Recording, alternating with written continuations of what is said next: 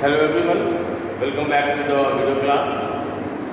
In the previous video class I have told you all how on the surface of the earth some forces are working which are known as the exogenic forces, as well as in the interior of the earth or inside the earth also some forces are working which are known as the endogenic forces.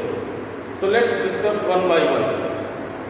First is the endogenic force.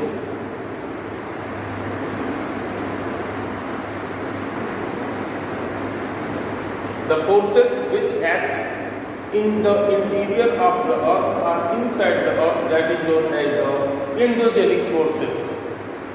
Because of the endogenic forces, tectonic activities are being made or movement in the tectonic plates take place.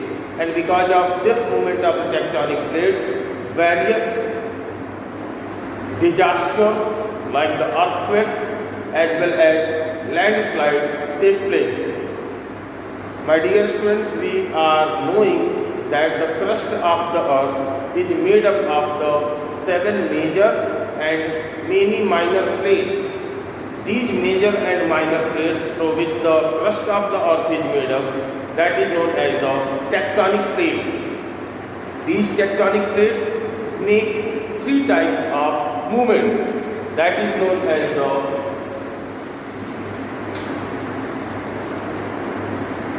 convergent movement,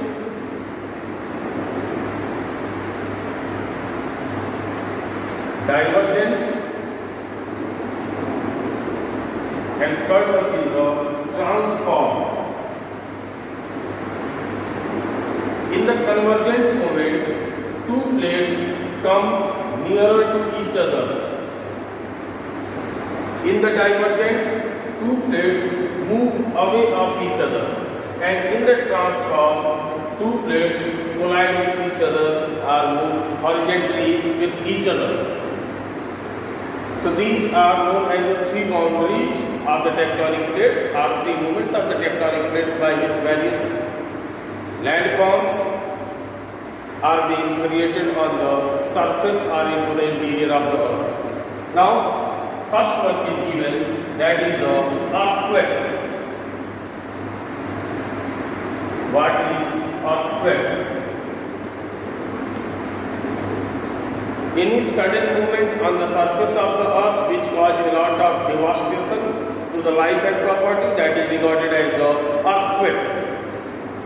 The place from where earthquake is originated, that is known as the epicenter, and the area outside of the epicenter is known as the focus. The places which will be nearer to the epicenter, that will receive more devastation, and the places which will be far away from the epicenter, that will face less devastation, because the intensity of the earth will be too much near to its epicenter.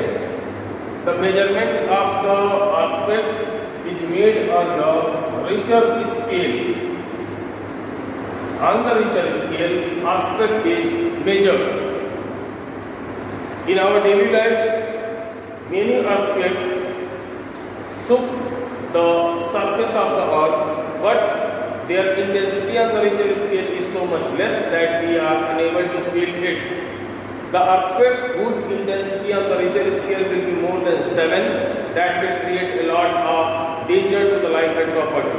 And the earthquake whose intensity will be less than 5 on the Richter scale, that will not create any type of devastation. Now, another topic which is given in your book, that is the volcano. What is the volcano? My dear students, we are knowing any opening in the crust of the earth through which lava in the form of the magma in the form of the lava come out, that is known as the volcano. These volcanoes also erupt because of the endogenic forces of the earth, because of the internal processes or interior processes which are taking place inside the earth. One more thing,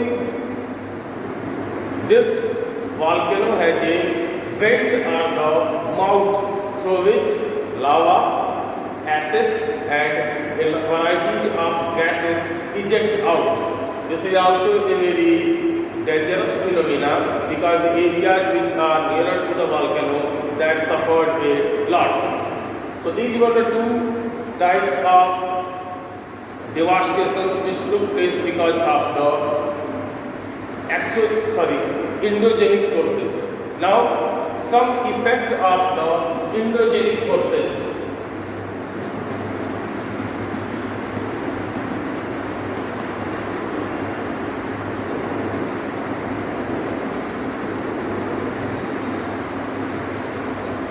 There are mainly two effects of the endogenic forces. One is the spreading zone and other is the subducting zone.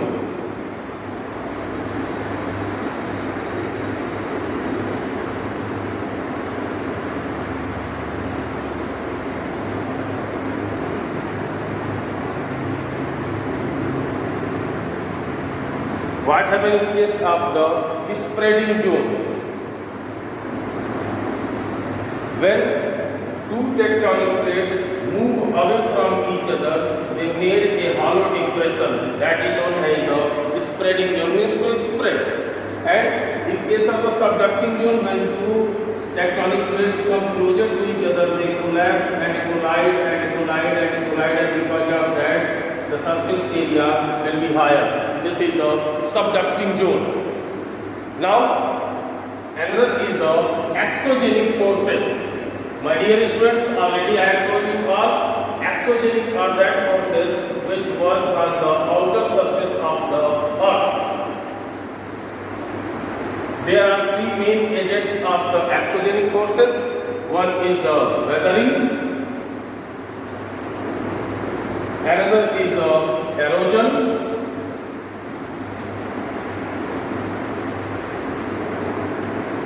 and third one is the sedimentation.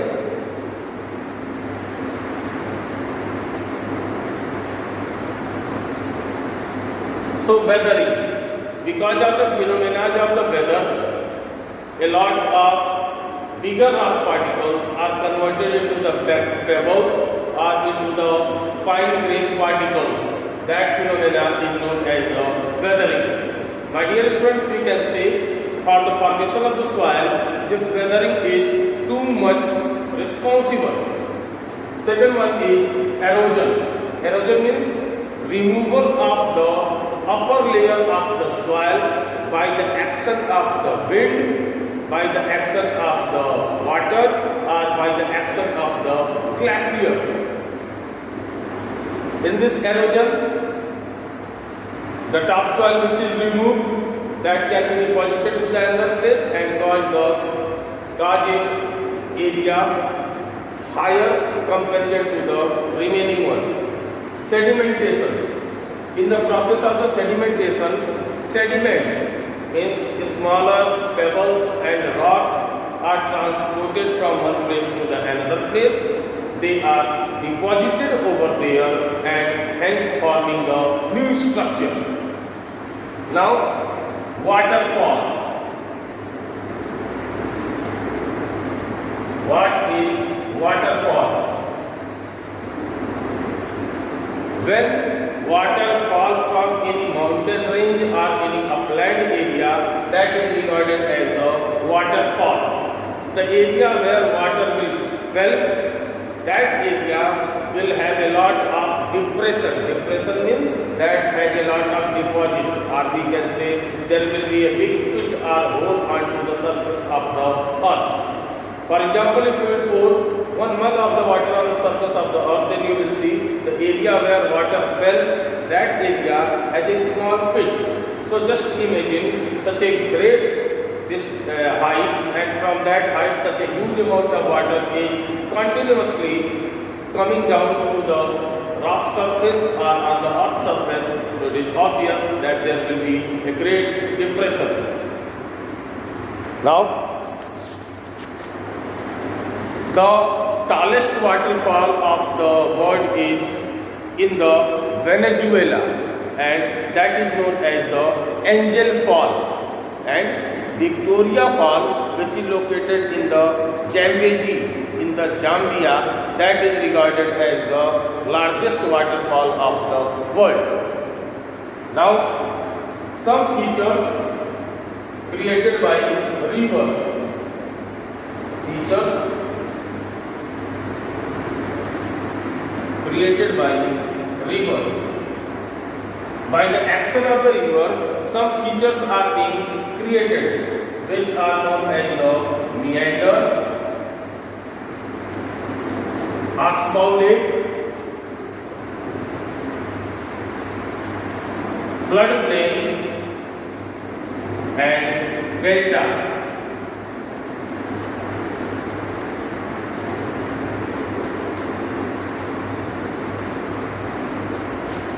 So what are these? When river flow to the plain area, then there is not too much speed in the water of the river. As a result of that, it has to struggle for making the movement. So as air makes struggle for moving into the plain area, it moves in such a way. So such type of structures which are created in the plain area by the river are known as the meanders. And then is given oxbow lake. Sometime because of the overflow, water started to flow above the course of the river. In that cases, some water deposited to the nearby course area of the river and create C type of structure. These C type of structures are regarded as the oxbow lake. And then is the floodplain. The areas which are prone to the flood, in that area, as flood came, silt and fine grain particles are also carried by the river. These silt and fine grain particles are deposited in the nearby area which are prone to the flood and making the area plain. That is known as the floodplain. The area of the floodplain is very fertile. Why it is very fertile? Because every year the topsoil of the flood area became new by the activity of the flood. Now delta. When river merge into the bigger water bodies like the ocean or the sea, on its mouth it creates triangular shaped structures, and these triangular shaped structures are known as the delta. Now, other things of this chapter we shall discuss in the next video lecture.